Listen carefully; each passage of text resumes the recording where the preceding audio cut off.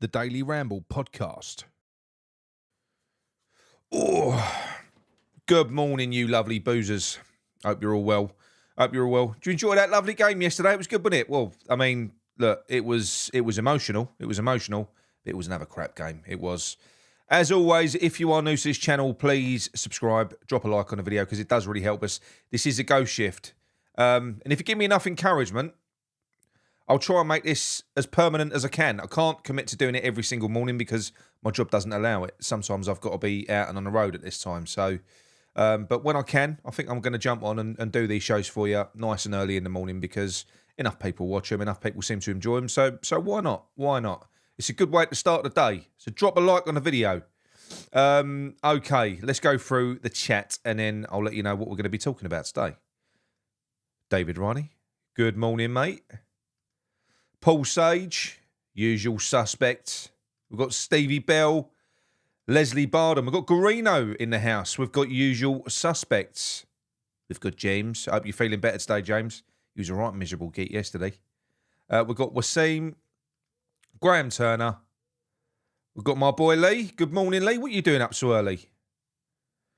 We've got Martin. Oh, the thing's gone. Martin, Andrew, Stuart, Iggy Goes Pop, my favourite, Tony Hodgson, Sean Hope, Thomas, that's a new one, D'Onofrio, welcome mate, welcome. We've got Corral, good morning, Darren Turner, we've got John the Expat, Samuel Keep, Aussie Tony, Al Dente. Hope you're not Italian, mate. You'll be feeling very sad if you are. Long live the bowling. And Daniel, right, that'll do. Harrogate Hammer. Good morning, everyone. And David. And I could keep going. And the lovely Amanda. Good morning. Right, I'm going to leave that there, all right, because I don't want to drive you all mad just watching me. Oh, you down the gym? Good lad, good lad. Yeah, I don't want to drive you all mad watching me saying good morning to everyone. But good morning, everyone. Thank you for joining me. Now, look, I'm going to start with England, right? I'm going to start with England, and then we're going to move on to West Ham to try and suss out exactly what's going on there. I don't think we'll get anywhere, but yeah, we'll have a chat about it anyway. I'm as confused as anyone, I've got to be honest. I am, and so are most of the people that I talk to that are apparently in the know. They're also confused. So, first of all, England. We faced off in the last 16 game, didn't we, against Slovakia. Now, Slovakia came out the blocks like they have done throughout this competition, and they were good, right? They were good. We played the same way that we've played throughout this whole competition. We were shit. We were shit. It's as simple as that. They could quite easily, quite conceivably have been 3 goals up in the first half. They could have been, the game could have been out of sight. We have no clue what we're doing. We have no clue. If you're not going to press as a team, don't press at all. You can't do a half-assed press. You can't press with 2 players because you leave gaps in behind to get exposed, and that's what was happening. It was kind of it was a half change. I like the fact that he brought Mainu in, but how on earth he saw fit to make that his only change from what he's witnessed in the first 3 games, I've got no clue. I've got no clue. And these managers, right, this is pure arrogance, utter arrogance. It really is. They've got this obsession with being right. And if he makes a change and he rips up the book, it's basically everything that he's worked on leading up to this tournament. He's saying, no, that don't work. So he will hang on, and he will hang on, and he will hang on like he did yesterday. Was you not pulling your hair out when we was 1-0 down for 94 minutes? What the fuck was he waiting for? What was he waiting for? I've never been quite as frustrated as that, but it is an obsession with being right. He doesn't want to make changes. Now, look, you can look at it now and you can go, oh, Southgate masterclass. Look, he was patient. It paid off. We was 30 seconds away from national disgrace. It was honestly, and that would have been a disgrace. Slovakia played well. They're a good team. But they are average at best. They are. In terms of when you look at our players, I mean, Bellingham, the bloke who scored, is probably worth more than their entire squad. It shouldn't even be a conversation. They completely and utterly played us off the park. It was worse than Moyes' ball. The bloke's worse than... I'd go as far as to say he's worse than Moyes. He is, because that stubbornness. I mean, Eze, did you see how long Eze was sat there waiting and waiting to come on? You're just like, why? And then he brings Mainu off. And I don't know why Mainu came off. Because I would have taken off the goal scorer. And I know what you're all thinking, oh, well, that's shown you, isn't it? Because, Bellingham and Kane, who I thought were both shit, they both scored. Well, I'm not being funny. We wouldn't have needed, we shouldn't have needed last gasp winners. As a team, we were terrible. Kane, non-existent. The fucker's always in midfield. He's awful. The only time we looked like we had a striker was when Ivan Toney came on. I tell you what, all these players we're linked with, and I know he's 28, and I know it goes against everything I've been saying, but if we can go out and make that deal permanent, go and sign that player, go out and sign Ivan Toney. I love him. He's no frills. He's a bad bastard. The way he was just kind of, every decision that he made was perfect. He was battering their defence. He was winning fouls. The flick on for Kane, that was a pass. That weren't like an aimless header. He's fantastic. I think he would suit West Ham as well.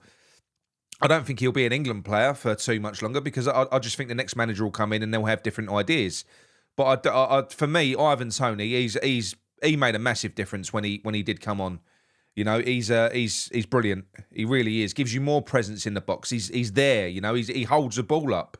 I don't know what Kane was doing. I mean, he scored 2 goals in this tournament that anyone would score. The header that he scored yesterday, anyone in the team would have scored that. John Stones would have scored it.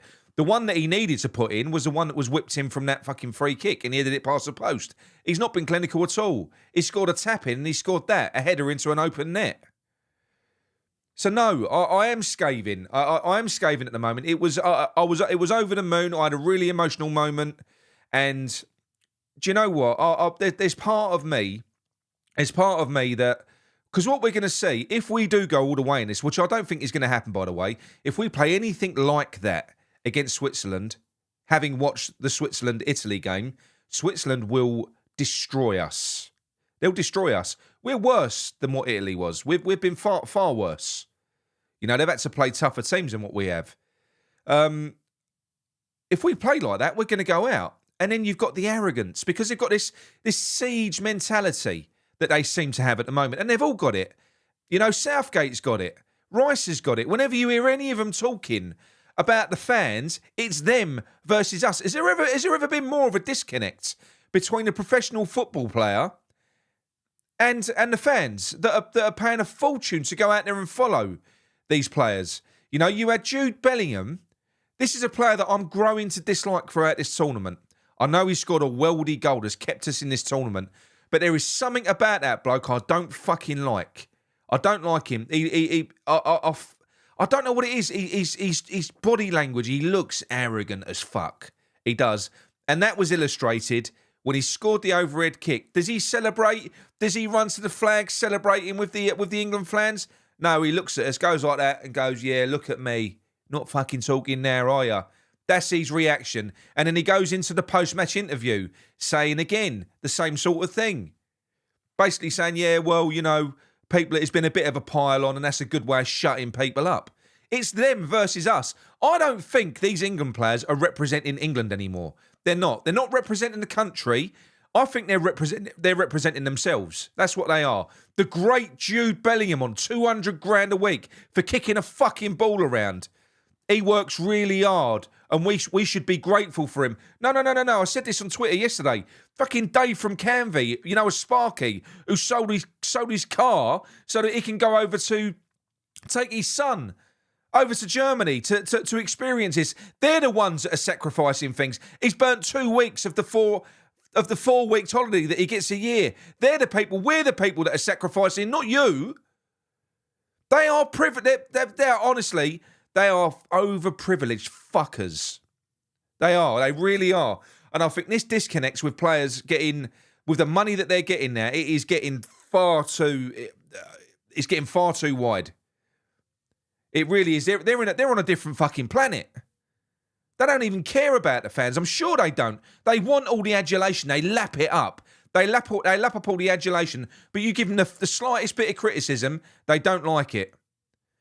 They don't like it at all. And I'm sorry, his attitude when he scored stunk. His performance fucking stunk. His attitude when he scored stunk. And then he carried that on after the game into the press conference. And you know what? He's a bit of a poster boy for that team. He really is. Now, don't get me wrong. You can beat your chest like you're fucking Zlatan. If you do that in a final. If you do that in a final, then do you know what? Maybe I'll give you a pass. If you scoring that overhead kick is in the last dying seconds of a final and you win us the tournament, then maybe I can give you a pass. But you can't do it now. That's a last 16 game against Slovakia, mate. That's what that is. It was embarrassing. The whole fucking thing, you know, we got away with one. Thank God, because it would have been awful to go out. It would have been awful to go out against Slovakia. It would have been terrible. It would have been tragic. So thank God he did what he did. I'm grateful he did what he did.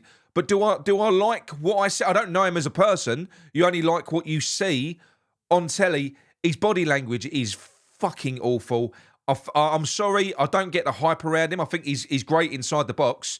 You know, he's like a high-level Thomas Souček. He's great inside the box. He can finish. And he scores important goals.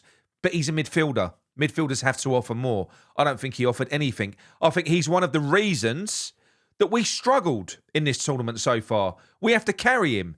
He's not been great at all. And yes, he's scored 2 of our goals, you know. But what I'm saying is we shouldn't be in a position where we're smashing and grabbing and relying on goals like that. We should be blowing a few of these teams away. Look at Spain yesterday. 4-1 against Georgia. They're not relying on a moment of brilliance from one player. We've got loads of great players. So no, I'm not taken with him at all. I'm not. I was very frustrated. That was one of the most frustrated I've been watching a football match yesterday, and everything about Southgate is just the parallels with David Moyes are obscene. This type of manager, even the way he was delaying his subs. I mean, not bringing Gordon on. We all saw the difference that Gordon made when he came on in that last game. You know, we kind of needed that. Just open him up a little bit, a bit of pace. But he just, I don't know what's in his head, the guy. I really don't. And these great managers, Gareth Southgate, like I said about David Moyes, time and time again, they rely on individual brilliance from top players and divine intervention. Gareth Southgate is stood there on the sidelines waiting for divine intervention because that is all that got us over the line there. Nothing else. You know? And I fucking hope and pray. It ain't going to happen, but I hope and pray he wakes up. Like every week I was hoping and praying that David Moyes could see what the whole world could see. Because it was Sam David on Twitter that said last night, he said, I think I've discovered what style of football I hate most. And that is a style of football where every other person in the world can see what is going wrong and is screaming at the TV or is screaming in the stands, apart from the one man who's standing there who's refusing to change anything. That style of football. That's what we have had for 2 years, and it's carrying on in this tournament. And everyone on planet fucking Earth can see what's wrong when that game is in motion. And they know the changes that need to be made. But they do nothing. They do nothing. And this ain't because they're superior. It ain't because, you know, it's not. It's luck. They're lucky bastards. He's got a team full of superstars. Of course, eventually, we keep chipping away. The ball's going to end up spilling to someone. It's going to go in. But we shouldn't be playing like that. Not this England team. It's an embarrassment. But we have no... Well, I disagree, mate. So Scott says we've got an easy route to the finals. I don't think we have. If you watched, because Italy was a team that I'd want us to be avoiding, they wiped the floor with Italy. They weren't lucky. Italy couldn't get anywhere near them. Switzerland are twice the team that Slovakia are. Twice the team. Austria, fantastic team. We've got to go into that next round now without Gay. I think I've said his name right. I don't know. But yeah, it was frustrating. I didn't enjoy it in the slot. I didn't enjoy it at all. Love the goal, and then you've got to suffer that arrogant fuck giving it all that to you on the TV. How dare you moan? You should just be fucking grateful you're watching me play. Well, no, I'm not grateful. I think you're average at fucking best, mate. I don't care if you play for Real Madrid. I don't care if you do. From what I've seen here, you've been shit at this tournament. Like I said to you, Thomas Souček-like. Anyway, that's enough of England. That's enough of England. I'm fed up with them. I want this done, actually, because, you know, obviously we put all this crap to bed last season with David Moyes, and it's like our torture is being perpetuated by Southgate. I don't want to watch this style of football anymore. I don't want to watch it. I'm sick of it. It's fucking frustrating. It really is. You know, it'll be worth going out of the tournament just so that fucker don't get a new contract. And then, do you know what? Before I move on, if he does happen to win this tournament, do you know what's going to happen? 99% of the nation are going to be saying sack Southgate, even if we win this tournament playing like this, because they're all going to have been sick of this football. And they're all going to be saying, I don't care. You've got to sack him. It's been unacceptable. And then you're going to have that small percentage that go, but he won us a trophy. That's what you're going to have. Yeah. So look forward to that if he does win us it. Anyway, moving on to... I'm never going to get over this David Moyes thing, am I? I don't think I am. He's burned me for life. Moving on to West Ham. So, look, we're linked with everyone. Ben Rama's the latest to leave. Leon had their transfer embargo lifted and they've activated the clause in his contract and they've signed him for 12.6 million. So that's a cool 10 million loss on Ben Rama. It's good. It adds into the pot as well. You know, Divine Mabama has refused to sign a contract. He's moving. Ben Johnson has moved. He's gone to Ipswich. So loads of players are leaving. The PSR deadline, which was yesterday, so basically what clubs were doing up to that point was that's why you saw a lot of young homegrown players sort of changing hands prior to yesterday, was because they was basically padding out the books, because if you sell a homegrown player, it's complete profit. So teams like Newcastle, anyone that was sort of close to that threshold, they was trying to do an awful lot of business and get it done prior to yesterday. So now we've got a clean year now. It literally, it's the next season starts today. So it's spend, or so it should be. So we should be seeing some movement. But I don't know. I don't know. I'm confused with it all. I've lost enthusiasm for it. It sucked the fucking life out of me. You know, we're linked with Philogene. You know, Philogene is not my lover. We're linked with him from Hull.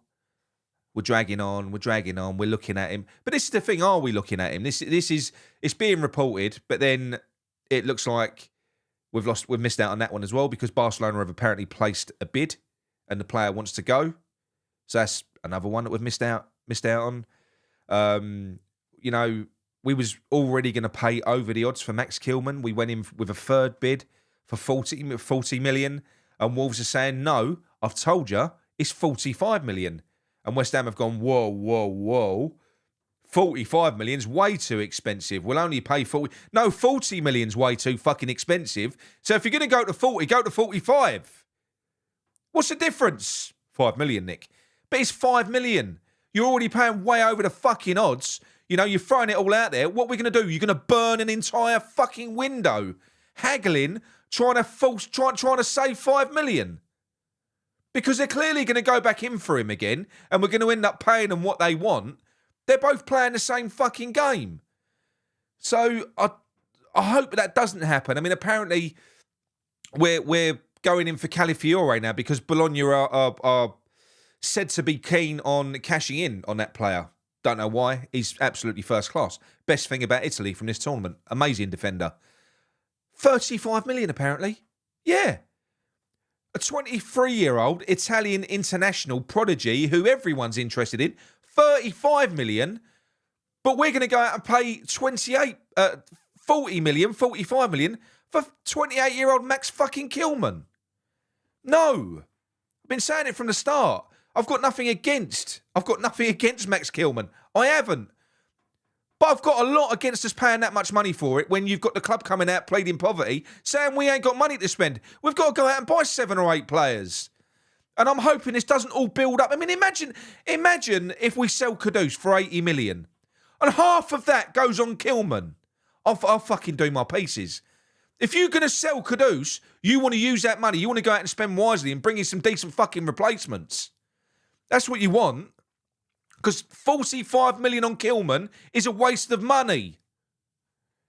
It's a waste. So I don't know whether I'm getting angry over nothing. I don't know how to. All I know is I'm getting frustrated. And I know there's still 2 months left of this window. We're linked with Calafiori. We're linked with fucking Mekatadze, whatever his name is, from Metz, a Georgian player, for 20 million. He's another striker, left winger. There's loads of them. If we are honestly going this scattergun at players, then I am sorry. Nothing has changed at West Ham. If anything, it's got fucking worse because now we've got more people going out there. It's I can imagine Sullivan's going, right, Lopetegui, you go and have a look for players. Salthouse, Silky, you go and have a look for players. Tim, you go and have a look for players and bring him to me. Bring him to me, and then what I do is I make a decision. That must be what it is. We must have big teams of people going out there looking for different fucking players. And then it's about coming back and selling your one to Sullivan. Is that honestly what we're doing? I can't think of any other explanation as to why we're linked with so many players. It doesn't feel like there's a strategy there. I could be proven wrong. I could be, and I hope I am. I hope it's worrying about nothing. But this window's fucking killing me. It really is. I can't take anything seriously anymore, even when I get information from sources that I do trust. Now, I don't believe any of it because I don't think that anyone, even the in-the-knows, really know what is going on. You know, the only one who really seems to know what's going on is Romano. You know, X is usually the most reliably informed, but I don't think there's anything coming through the usual channels anymore, which is fine. That's fine. But, you know, when Pletterberg and Romano seem to be more fucking hot on transfer news, it starts to make you wonder, should we just be listening to them because everything else is just frustrating? I don't know. I haven't got a clue. But seriously, there's been like 160 to 170 players that we've been linked with. How can you take anything seriously at that point? You know, even if only half of them are true links, that's too many. You're not making a player feel special, are you, if you're going after him? If he's just one of a batch of 10, it don't matter if you don't come. We've got 9 more. You should have your primary targets. I don't get it. I do find it frustrating. I think the Southgate thing has really pissed me off. It has with Bellingham as well. You know, because I'm telling you, there is such a disconnect now. I'll tell you what, I've got some news. Wolves, you know, obviously we've got this thing at the moment with concessions and price rises, and we've got there's a petition being run by our fans. Well, there's about 8,000 signatures on that. It's embarrassing. Wolves have had a similar experience. They got 15,000 signatures on their petition. They're a smaller club with a smaller fan base. They got twice as many signatures. They've had protests. They've had all sorts, right? Us, nothing. We haven't jumped on board at all. Well, the Wolves board have backed down. They've backed down. They've reversed all of their decisions, and Wolves have now sold out their season tickets. West Ham, nothing, because we're not united, which we're not going to get behind it. You know, a core of people will, but everyone else is. I'm all right, Jack. I don't really give a fuck. This don't affect me. I ain't got to, you know, what have I got to worry about concessions and stuff like that? So I don't think that it's going to be the same for us because we've got a different style of fan base now. We have. It's as simple as that. I'm disgusted with it. I'm disgusted that there's only 8,000 signatures on that petition. I think it's embarrassing. It's one of the most embarrassing things that I've seen for a long time. And there's no point, you know, keep on begging people to sign it. Well, why should that shouldn't be the case? That shouldn't be the case. We should all be standing side by side on that. But no, it's not going to happen, is it? You know, I thought it was like a generational thing. But then when you see what's happened at Wolves, well, it ain't, is it? Because Wolves have stood together, you know, as a club, old and young, everyone side by side, you know, proper club, proper fans, family. West Ham, you know, look at us, full of fucking individuals, just like our I don't know. Anyway, look, I'm gonna leave it there for now. I'll be back in a minute, and I'm gonna take you over to the masturbator to cheer you all up after I've made you all miserable first thing in the morning. Here we go. How you doing, everyone? It's the masturbator with a massive snozzer, and it's finally the last question because this is the last morning show. Well done to you, Nick. I couldn't have done it. I'm a lazy fucker, but well done to you, mate. Well done. Right, this question. I've been struggling recently because I want to ask some dirty questions, but it's a morning show, so I've been struggling to get reasonable questions. So I've got one for you. Your toilet roll. Are you an over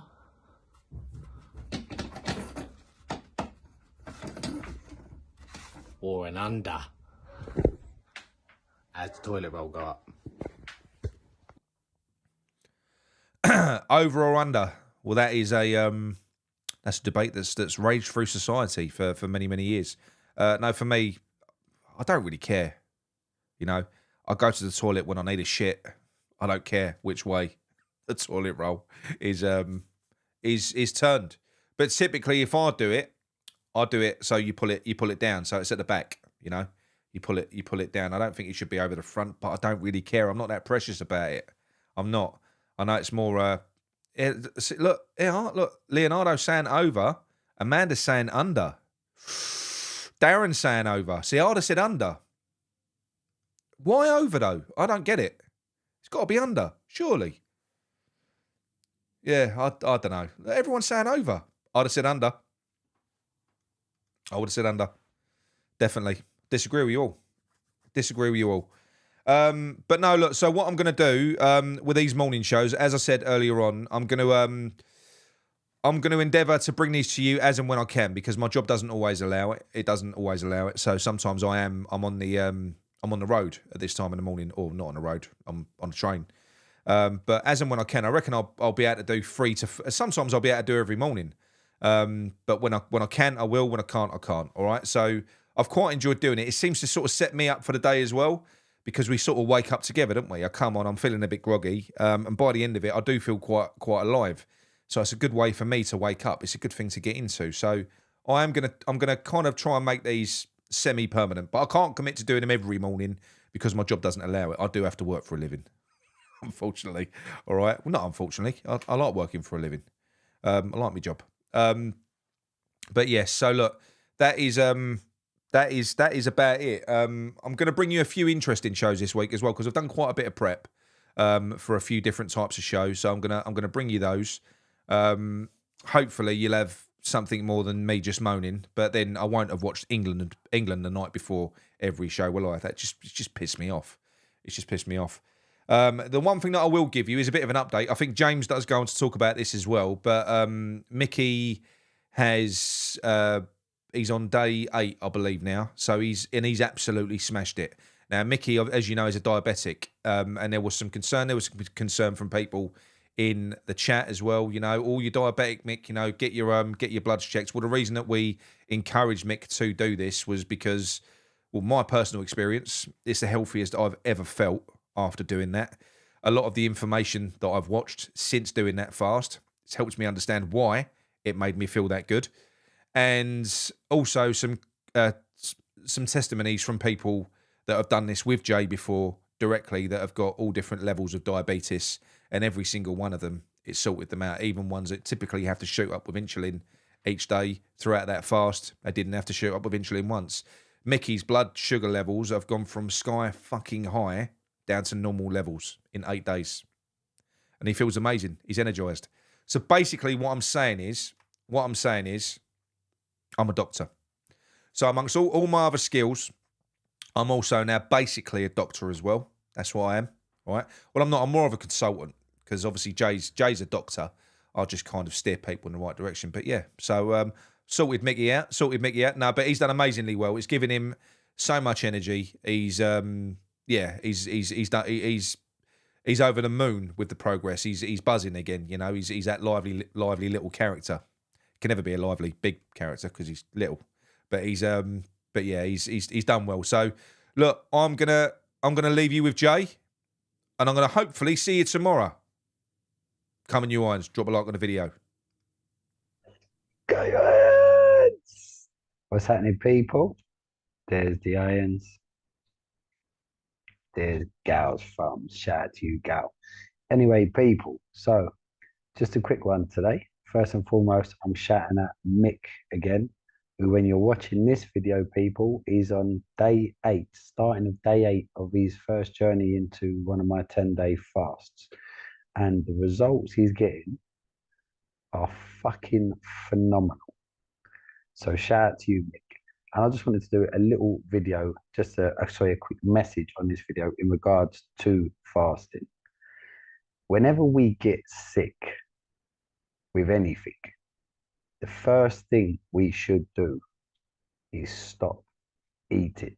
And the simple reason is your body is intuitive. In fact, it knows you better than you'll ever know yourself internally. And your body knows where there's imbalances, because that's what your body recognizes. It doesn't know the labels of the sicknesses that we throw at our body. The body just knows a couple of things: balance or imbalance. And your body knows itself down to a cellular level. So when you get sick, your body recognizes that imbalance and it sends out an army of goodness, in layman's, to attack the areas of these imbalances, to attack the areas of these imbalances, to rebalance them. And the state the body wants to be in this mode is homeostasis, which just means balance.